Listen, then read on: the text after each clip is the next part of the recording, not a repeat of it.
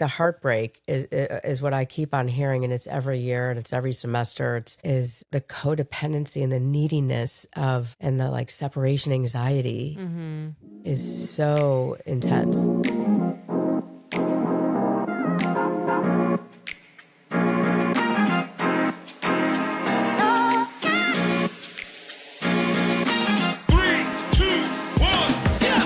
You're listening to Squeeze Lines, where truth stings, laughs heal, and nothing's off limits. I'm Tyler, the daughter. I'm Robin, the mom. And if life gives you lemons, We're squeezing lines instead. so grab a seat, open your mind, and get ready to laugh or cry because we're not here to play nice. We're here to get real. Hello, Hi. how are you? Good. How are you? Good. I feel like I want to say hello, hello, hello, and how are you? I think I sing my sentences now because of your baby, Your granddaughter. my granddaughter. So what funny. are we talking about today? Tis the season of going back to college, right? And or going to college. And a lot of people are having a very hard time struggling with if they're going to break up with their partner, let's just say, and what to do and how it will work. And there's a lot of codependency going on right now, a lot of neediness, a lot of heartbreak and angst, and everyone's different, right? People can go away to college and they can be together. People can deal with that. I think it's extremely hard to do. And at this time of your life, this is your independence. You should go and be a college kid and experience what life has to offer. A lot of kids go to college together and they make it work or it doesn't, there's a million scenarios, right? Yeah, of course. I guess the intention is always like they don't want to break up. The mature thing to do, I think, and in certain scenarios, is that they assess the situation and see how it would be. Because if they're texting and not trusting and it's all day, all night, you're not experiencing your life. You're not making friends. If you're long distance, you're saying. That's what I'm saying, long distance. I'm only saying long distance, yeah. Okay, because some people go to college together. Yeah, as I said, and they make it work. And some go together and then it doesn't work. That happened to me. And me. And it happened to you. And it's never the intention. I mean, it's lovely to make it work. Your uncle and my stepbrother, they didn't go. They went far away from each other, but they were together.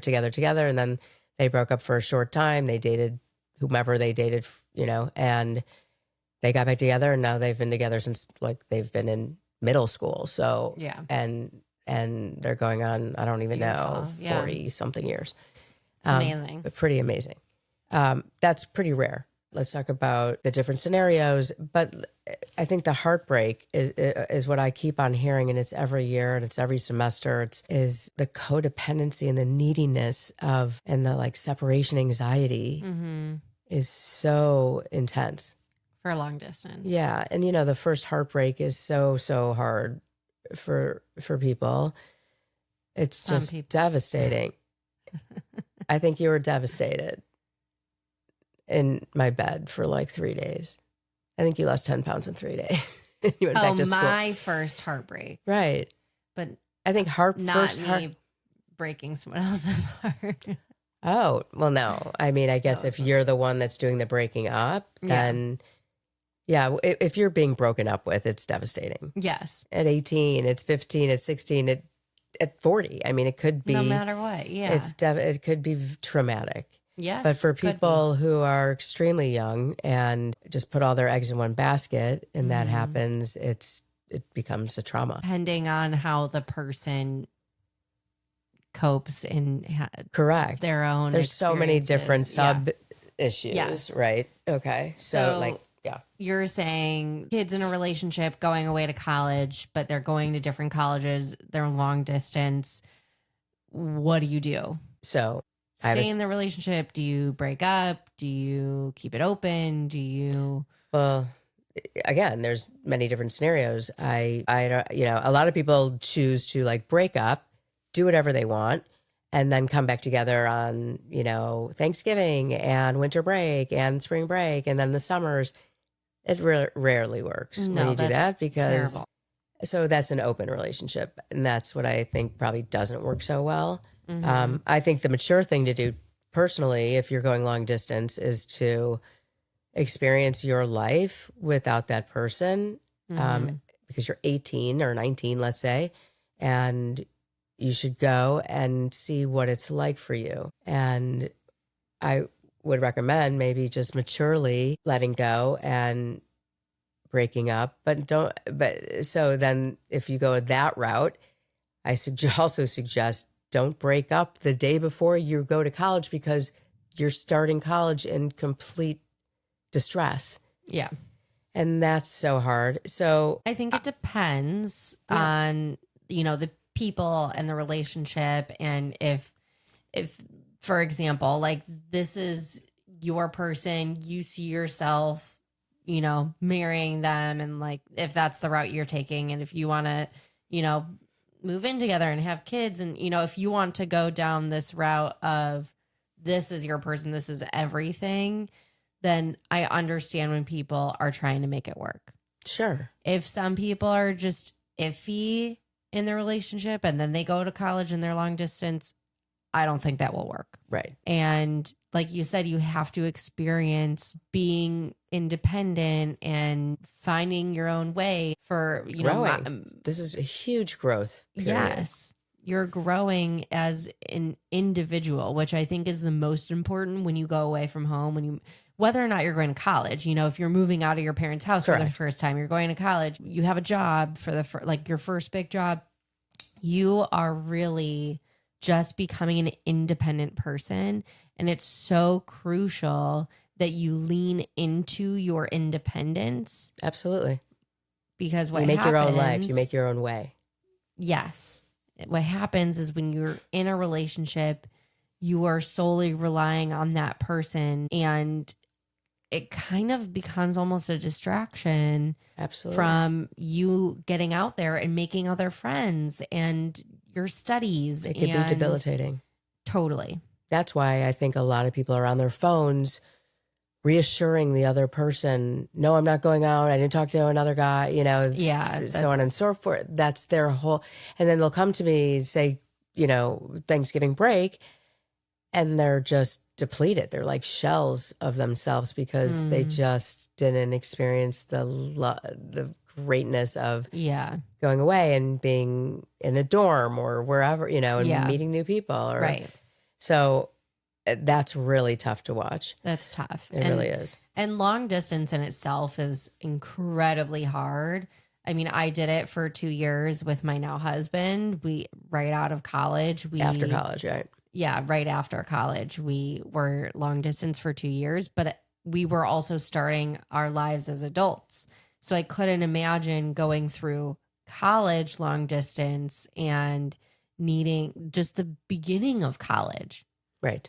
The beginning of college, that's where, if you're wanting to join a fraternity or a sorority, if you're wanting to join any clubs or sports, or just go to, the football games if they're big Right. into their Having sports. freedom. Like, It's freedom. just, yeah. You're out of having your parents' house or your, independence. house that you grew up in, and you need to spread your wings. And you're also acclimating to a brand new environment.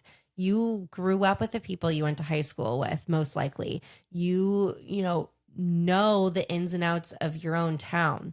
But when you go away and you're going into this new space, there's people I'm speaking from experience. I went to the University of Arizona, and there's people from all walks of life that are coming and merging together. Right. You're not in a bubble anymore. And you're figuring out how to blend in with these people or stand out or, be your own person. And who are you? You're trying to figure out who you are. Right. In the first And place. during that time, you're not experiencing that if you are so enmeshed with someone else's life.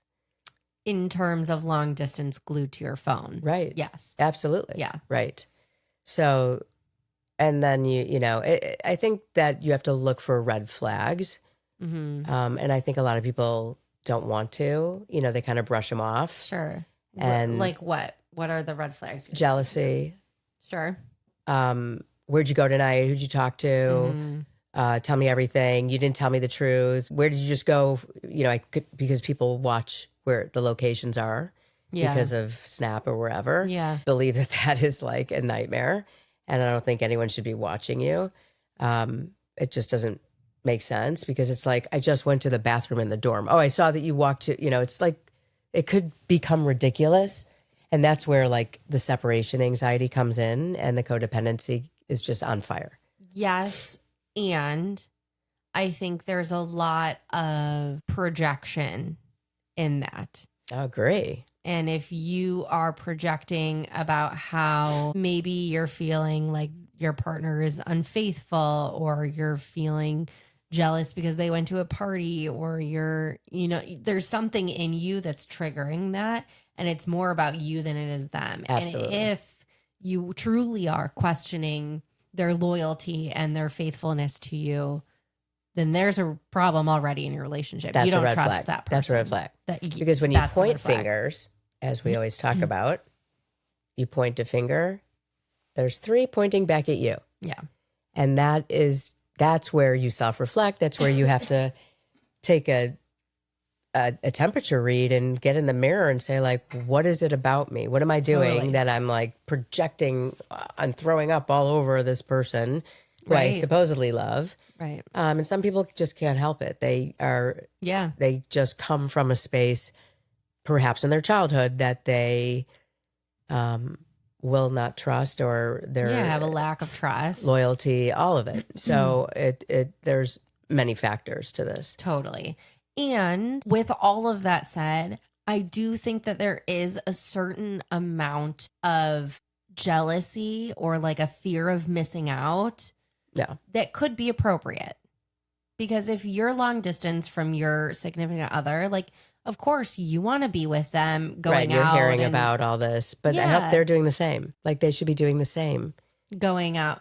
Yeah, of course. But that's what I think. But it's like going out together or studying together. Like, I think if you're thinking of these things of missing out on doing these things Right. That's together, a different kind of jealousy. Yes. Then I think there's a jealousy of, I wish I was with you. yeah, which is fine. Yes. I think that's totally fine. And I'll It's be the healthy. first to admit, like, I've done that. I've been there. I've been jealous Absolutely. because I wish we were doing that together. Absolutely. Visiting Visiting each other, but visiting each other is scheduled maybe every 6 to 8 weeks if possible. if possible. FaceTime is an enormous tool to, I amazing. mean, before FaceTime, when I was growing up and we were long distance, it was just a hard no. There's just no way. Yeah. It just fell apart. And then people were really heartbroken because we didn't have the maturity to say, like, we're going to go to college and let's just stop. Right. It's just everyone tried to keep it going. But I do believe that everyone should experience their independence in college at one point or another. I agree. It's just how you grow. I also think when you're in a relationship, and especially when you're in college, because you are figuring out who you are and your own independence, if you are in a relationship, you're doing that piece separately and together. And I think that takes a really strong relationship when Yes. you're able to let the other person grow as an independent person, and you're able to grow as an independent person, but then you're also growing together. I think that is the definition of a really strong relationship. Absolutely. Yeah. I absolutely. And I think it's also very rare for 18, 19, 20 to be that mature to grow together in that realm, long distance. But I've seen it. And Totally. I think it's amazing. And if it's able to work for you, then by all means, like, Absolutely. good for you. Right. And if it's not, then also good for you, because Right. then you're going to experience other things that you wouldn't have been able to experience. Right. And I think, I can only speak upon going to college with a boyfriend because I did that. However, I did it in a way that I always knew I wanted to go to this college, and he always knew he wanted to go to this college. Well, because So- both your parents went to this college. And so it was something that just coincidentally happened. right. And then the bonus was we were going to be together. Yeah.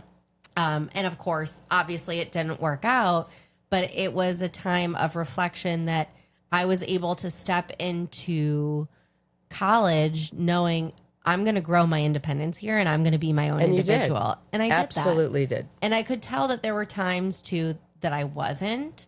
And that's what led me to, okay, like now Maybe it's it's not time for working out. me to move on and really be for myself for a minute. And, you know, then then later on I met my husband and Right. we were together for the remainder of college. Right. But it worked out great because Right. we were individuals. Right. And You still even were. to You this still day, were. Right. You still have your own hobbies, your own Yes. friends, your own everything. And that's a beautiful thing. So Yes.